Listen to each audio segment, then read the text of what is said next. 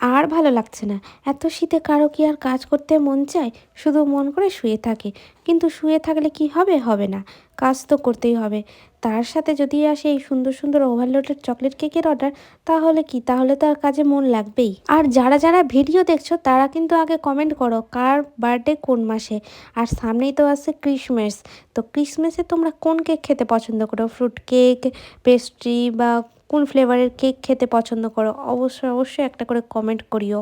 আর আজকের এই চকলেট কেকটা আমার ছিল 3.5 পাউন্ডের ওভারলোডেড চকলেট কেক। কেকের উপর প্রচুর KitKat, Oreo, dairy milk decoration আছে। কাস্টমারকে আমি একটা রেফারেন্স পিকচার পাঠিয়েছিলাম আর উনি পছন্দ করে বলেছিল যে এই কেকটা বানিয়ে দিতে হবে।